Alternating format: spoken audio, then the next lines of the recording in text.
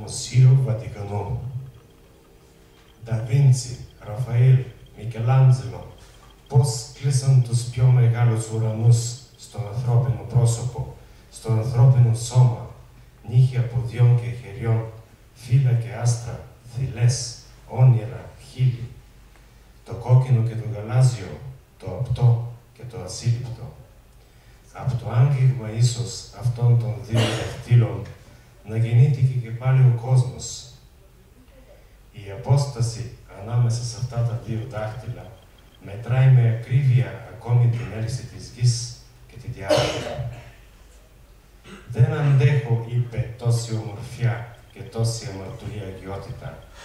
Θα βγω στον άσπρο εξώστη να καπνίσω συνέχεια 15 τσιγάρα, αποταυμάζοντας από ψηλά τη θέα της Ρώμης, βλέποντας κάτω τα μεγάλα λεωφορεία να αδειάζουν τσαμπιά τουρίστες στα προπήλαια του μουσείου, σπάζοντας με τα δυο μου δάχτυλα μέσα στην τσέπη του παντελονιού μου ένα σωρό κλεμμένες οδοντογλυφίδες, σαν να σπάζω όλους τους ξύλινους σταυρούς όπως σταυρώθηκαν οι ανθρώπινες επιθυμίες.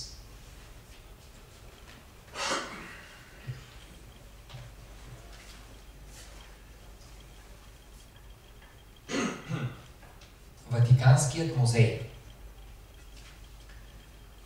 Да Винчи, Рафаел, Микеланджело, как заключиха най-величествени небеса в човешкото лице, в тялото човешко, ногти на ръце и на нозе, листа и звезди, зърна на гърди, сънища и устни, червеното и синьото, недоловимото и осезаемото. Може би докосването на тези два пръста света родил се отново. Разстоянието между тези два пръста измерва с точност дори земната гравитация и продължителността.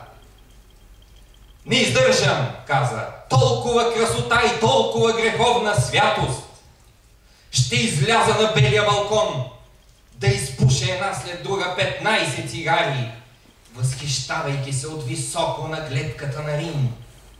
Загледан в големите автобуси долу, как стоварват гроздове туристи пред пропилеите на музея, трошейки с два пръста в джоба на панталона куп откраднати клечки за зъби. Сякаш строшавам всички дървени кръстове, на които са били разпнати човешките желания.